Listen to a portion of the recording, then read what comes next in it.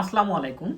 আজকে আমি আলোচনা করব যদি কোনো কারণে আপনার সিও রিজেক্ট হয় অথবা আপনার ভিসা রিজেক্ট হয় তাহলে কোন ক্ষেত্রে আপনি কি ধরনের ক্ষতির সম্মুখীন হবেন, এই ক্ষতির পরিমাণটা আর্থিক দিক থেকে কত হইতে পারে এবং আর্থিক দিক ব্যতীত আপনি কোন কোন ধরনের ক্ষতিগ্রস্ত হইতে পারেন, এই টোটাল বিষয়টা নিয়ে আমি আজকের আলোচনা করব। এ সকল বিষয় জানতে হলে ভিডিও শেষ পর্যন্ত দেখুন। প্রথমে আমি একটা কথা বলি, সিওর পূর্বে যে খরচগুলো আপনার হয় এটা আমি একটা ভিডিওতে আলোচনা করছিলাম, এটা দেখা যায় প্রায় 1.5 লাখের মতো একটা খরচ হয়। তারপরও আজকে আবারও একটু মেমোরাইজ করে দেই। প্রথম ধাপে যে খরচটা আপনাকে করতে হয়, কোথাও একটা ল্যাঙ্গুয়েজ স্কুলে ল্যাঙ্গুয়েজ শেখার জন্য ভর্তি হতে হয়, এটা 15,000, এবং একটা পাসপোর্ট করতে হয় আপনার 8-10 হাজার যায়, ধরেন 25,000। তারপর আপনার যে আদার্স ডকুমেন্টগুলো আছে এইগুলো কারেকশন করতে হয়, ধরেন এটা 5,000। তাহলে কত হচ্ছে, ধরেন 30,000। তারপরে যে কোশ্চিনটা হয় আপনার স্কুল সিলেক্ট হয়ে গেলে অনেক স্কুল দেখা যায় যে আপনার প্রাথমিক একটা অ্যাপ্লিকেশন ফি নেয়, এটা 30-35 নেয়। আবার অনেকের ক্ষেত্রে দেখা যায় নিজস্ব ব্যাংক না থাকায় ব্যাংকের কাছ থেকে ব্যাংক সাপোর্ট নেয় অথবা কনসালটেন্সিও ব্যাংক সাপোর্ট দেয়। এই ক্ষেত্রে দেখা যায় কনসালটেন্সি যদি ব্যাংক সাপোর্ট দেয়, ওই যে প্রাথমিক অ্যাপ্লিকেশন ফি সহ প্রায় 50,000, 60,000, 45,000 এরকম নেয়। আবার যারা ব্যাংক থেকে ব্যাংক সাপোর্ট নেয়, আবার কনসালটেন্সি প্রাথমিক অ্যাপ্লিকেশন ফি নেয়, এটা 30-35-40-এর মতো নেয়। আর ব্যাংক থেকে যদি কেউ ব্যাংক সাপোর্ট নেয় ওইটা আলাদাভাবে 20-25-30-40 আপনার কত মাসের ডিউরেশন হচ্ছে এইটার উপরে যায়। তার মানে টোটালে দেখা যাচ্ছে 30, আর ব্যাংকের ধরি 25-55, আর পূর্বের 30, ধরেন 85 বা 90 সামহাও এরকম। তারপরে অনেকে আবার সিও আসার পূর্বেই ট্যাক্সটা করে ফেলে। এই জায়গায় অঞ্চল ভেদে বিভিন্ন ট্যাক্সের পরিমাণ হয়, এটা 20,000 থেকে 40,000 পর্যন্ত হতে পারে, শহর গ্রাম ভিন্ন ভিন্ন। এই জায়গায় ধরেন 25,000, তার মানে 1,10,000 মতো। এর বাইরে নর্মালি তেমন খরচ আসলে দেখা যাচ্ছে না। আপনি পরীক্ষা টরীক্ষা এক্সাম টেক্সাম দিচ্ছেন, ধরেন এই জায়গায় 10-15,000, তার মানে অল এভারেজ 1,20,000 বা তার একটু বেশি হইতে পারে। এটা হচ্ছে প্রাথমিক একটা খরচ। আর আরেকটা খরচ যেটা থাকে এটার বাইরে, ধরেন অনেকেই শুধু ভাষা শেখার উদ্দেশ্যে ঢাকা শহরে চলে আসে বা তার অঞ্চলের বড় একটা শহরে চলে আসে।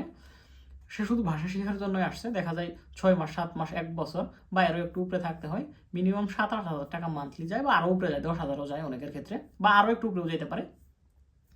এবারে যে ধরেন এটা আমি 70,000 ধরলাম, যদিও আপনি থাকা পড়াটা বাড়িতে থাকলেও খাইতেন, কিন্তু শহরের উদ্দেশ্যে আলাদা একটু খরচ গেল। তার মানে প্রায় 50,000 থেকে টোটালে 70,000 পর্যন্ত যাইতে পারে। আগের ধরেন 1,20,000 মতো ছিল, এবারে যে দেখা যায় ব্যক্তি ভেদে তাহলে এই 70 আর হচ্ছে আগের 1,20,000, 1,90,000। ব্যক্তি ভেদে সিও আসার পূর্বে যে কোস্টিং বা খরচটা, এটা 1,50,000 থেকে 2 লাখ পর্যন্ত হইতে পারে। ধরেন আমি ন্যূনতমটা ধরলাম 1,50,000। এরপরে হচ্ছে যে কোনো কারণে যদি আপনার সিও না আসলো তাহলে 1,50,000 টাকার আর আপনার কোনো মনে করেন রিফান্ডেবল না, এটা ফেরত পাবেন না। এই 1,50,000 টাকা গেল, এটা শুধু আর্থিক যে ক্ষতির সম্মুখীন হবেন এটা ছিল। দেন ভিসা রিজেক্ট হলে আপনি যে আর্থিক ক্ষতির সম্মুখীন হবেন এটা নিয়ে একটু আলোচনা করা যাক। ধরেন পূর্বে সিও মিস হইলে 1,50,000 ক্ষতি ছিল, আপনার যদি ভিসা রিজেক্ট হয় সিও মিস হয়ে গেল, ভিসাও মিস হইলো, প্রায় সেম। ভিসা সিও পাওয়ার উদ্দেশ্য হচ্ছে ভিসা পাওয়ার জন্য, তার মানে এই 1,50,000 তো হবেই, এর মাঝখানে আরও যোগ হবে আপনি যে জাপানের টিউশন ফি পাঠাইছেন। ধরেন আপনি 6-7 লাখ টাকা টিউশন ফি পাঠাইছেন, এই টাকা আপনি একটা স্টুডেন্ট ফাইল ওপেন করছেন, এই জায়গায় টাকা গেছে, আপনার ব্যাংকটা টাকাটা পাঠাইছেন, এই জায়গায় একটা চার্জ গেছে, ইন্টারন্যাশনাল মানি ট্রান্সফারের জন্য একটা চার্জ গেছে।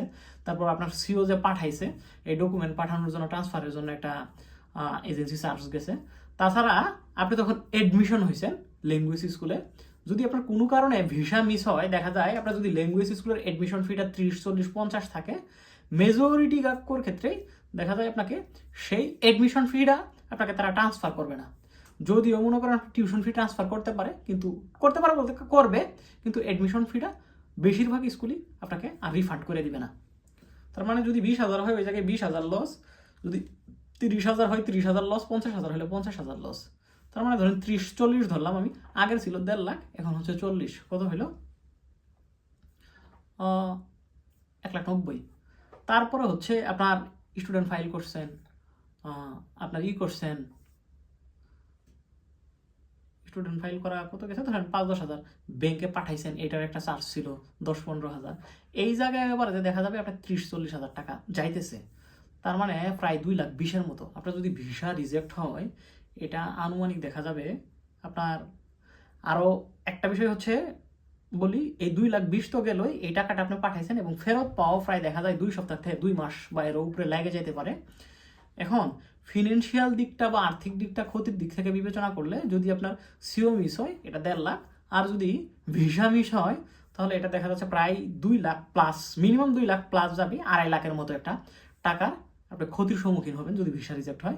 নর্মালি বর্তমানে বাংলাদেশের যে ভিসা রেশিও, এটা দিয়ে মনে হয় না যে বড় কোনো মেজর প্রবলেম না থাকলে আপনার ভিসাটা রিজেক্ট হবে। তবে তারপরেও সবাই সতর্ক থাকবেন। এই টাকার অঙ্কের ক্ষতিটাই শুধু ক্ষতি না, এরপর আরও স্টেপ বাই স্টেপ কিছু ক্ষতির কথা আলোচনা করি।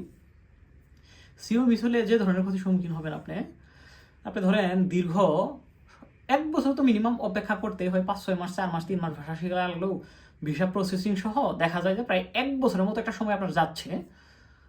1 বছর একটা কঠোর পরিশ্রম নিয়ে, এবং জাপানটাকে যারা ফার্স্ট গোল হিসেবে ফিক্সড করে তারাই শুধু ভাষা শিখে বা শিখতে পারে। এত বড় একটা স্বপ্ন দেখতেছেন। যারা জাপানিজ ভাষা শিখে তাদের মাথায় শুধু জাপানের মানচিত্রটাই ঘুরে বেড়ায় আর জাপানের পতাকা ঘুরে বেড়ায়, এর বাইরে কিচ্ছু কাজ করে না তাদের মাথায়।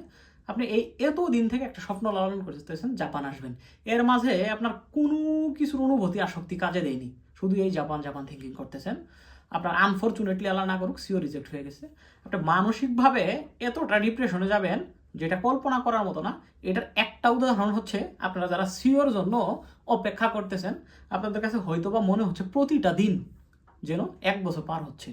ধরেন সন্ধ্যায় বা রাত্রে 10টার সময় ঘুমাইছেন, 1 ঘন্টা পরে উঠে থিঙ্কিং করতেছেন এখনো সকাল হয় নাই, আমার সিও কখন আসবে।